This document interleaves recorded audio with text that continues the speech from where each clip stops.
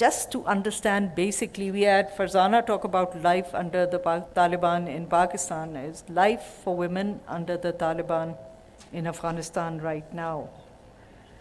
And I also wanted to ask you two questions specifically. One, and this is a debate that's going on, well, the Taliban are open to moderation. Do you see any signs of the Taliban de facto authorities being open to compromise, specifically in the context of women's rights and freedoms? And a second question, what can and should human rights activists, including the diaspora, do to support women and girls who are currently living in Afghanistan? Mahbouba. Thank you very much. Finally, I can't believe it that I'm actually at this conference. I mean, I was supposed to be there, but then with my passport and the visa and all of that, it was a huge problem. But thank God that I'm here and I can be talking and sharing some of the ideas and how we are doing in Afghanistan. It's important for all of us to know what happened. It's important for all of us to know what we should do, how we can, how shall I say, how shall we not defend ourselves? Maybe that's not the right word, but maybe how shall we avoid having something at this like this, coming to us that absolutely, uprooted us all completely. The society in Afghanistan got literally uprooted. We are no longer the same people that we were 3 months ago. I don't have the same people. I don't have the Sima Samars anymore. I don't have the Mori Akramis anymore. I don't have all of the friends and everybody that I used to be sitting with and talking to, or anytime when there was a problem or a question or something, I would call them and say, okay, what shall we do about this? Now we are living actually in a different country, to tell you the truth. We really are. And we are trying to literally every day make do and go on and see what else we can do to change this life for better. That is absolutely what I have in my mind, and this is what I am working on every single day. And the question that you asked about the fact that if the Taliban have changed, that is the most important thing. Is not, and I'm not really concerned about how much the Taliban have changed anymore, as I am very, very much aware of the fact that Afghans have changed very much. We are no longer the same people that we were, 20 years ago. We are an entirely a different generation. We are entirely a different bunch of people. We're entirely a very, very different people. But one thing, however, in all of this makes me extremely sad, the fact that we have such a huge exodus of the most amazing human beings that I had the honor to work with, men and women, and they're all leaving. That is going to leave Afghanistan. The question of peace, in one way or another, we are going to make it work. Somehow it's going to happen. I know that. But what are we going to do with our society? That's the part that is absolutely, it's just breaking my heart. Because I know how difficult it's going to be to get back this vibrant, amazing group of men and women, people of of Afghanistan, of the society, back up to be ready to go and start doing the work that we did for 20 years and we worked so hard at it. So this is the situation. What the Taliban are going to be doing, they're not going to be, actually they're not really treating the people of Afghanistan the same way that they were before. And that is not maybe as much that they have changed, because the Taliban are in so many different groups right now. They are not, all the Taliban are not the same. Taliban are different groups of Taliban. They are the ones that they have seen a part of the world and what it does. They have their families outside of the country. They're all educated. Their girls are educated. I mean, just the Qatar group, for example. And then there are, of course, the ones that they are not, and they are they are inside Afghanistan, or they have been inside Afghanistan. And then they are the ones that they've been in the mountains, sucking on stones because of the fact that they didn't even used to get to some water to drink.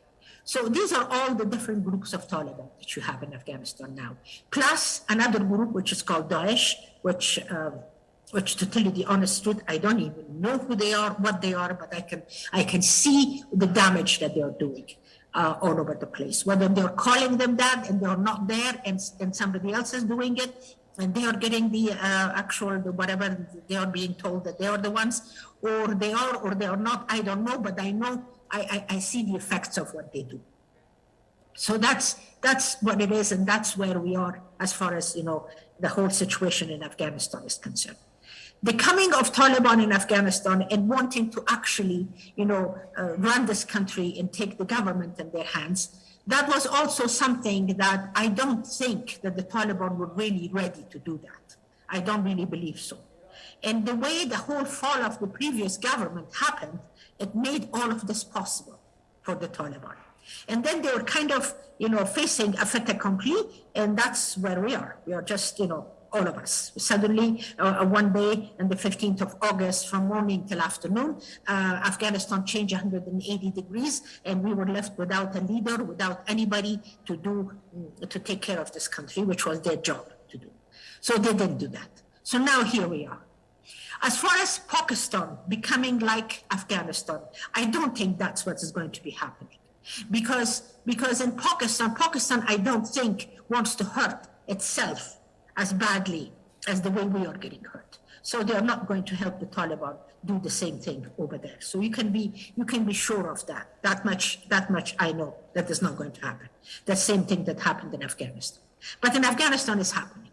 And what is making me very, very, very sad is the fact that, my neighbors don't actually understand what is really happening to us, where we are going, how we are suffering, what is going on in here. With the policies, with the way they are having their government, they don't feel it. They really don't feel it for us. And that is what is hurting me.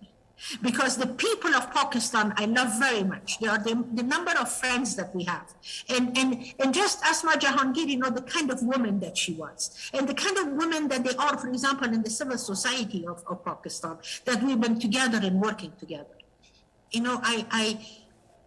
I know maybe you couldn't, but at the same time, it hurts me to see that there was, and I think I told that in another meeting that we had, how much it was hurting me, the fact that I did not see the kind of a support that we were in need of by you people, the civil society of that country, to have some kind of a effect on the government. Maybe you cannot.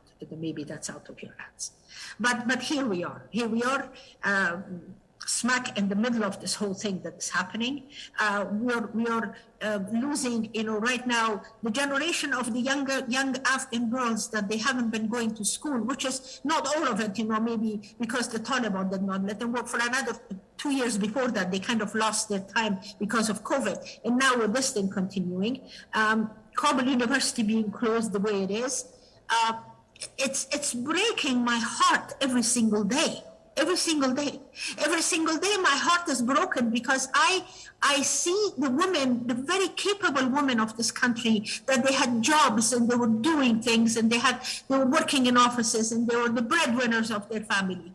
And today they don't have anything to eat, believe it or not. This is inexcusable. And I know we are in such a. And the most important thing is that I don't even know by talking to it, I'm not going to get anywhere. I know that much also. But, because what the world wants to do with us, they are going to keep on doing it without really asking us, the people of this country, what we really want. Nobody's going to ask us again. Again, we are not going to be asked. The women are not going to be asked. The people of this country are not going to be asked. What is it that you really want? How shall we approach you?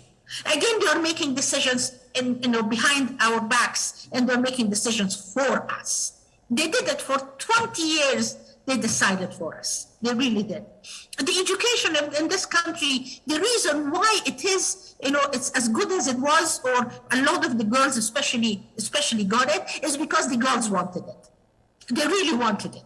And it's not because for some of them, their families did not make it available for them. They tried to stop them in every step of the way.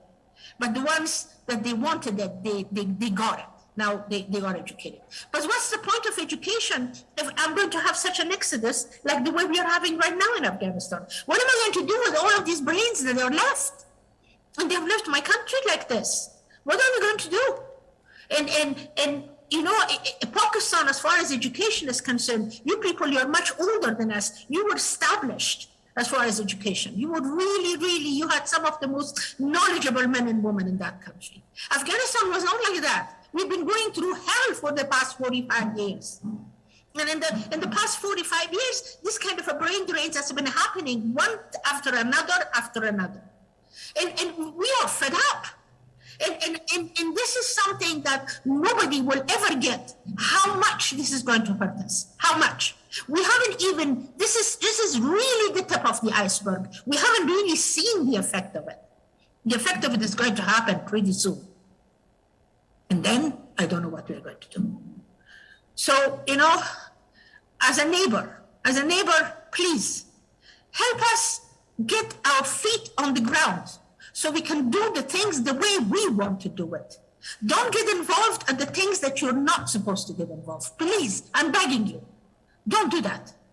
Don't do that. You've done enough. Please. Thank you.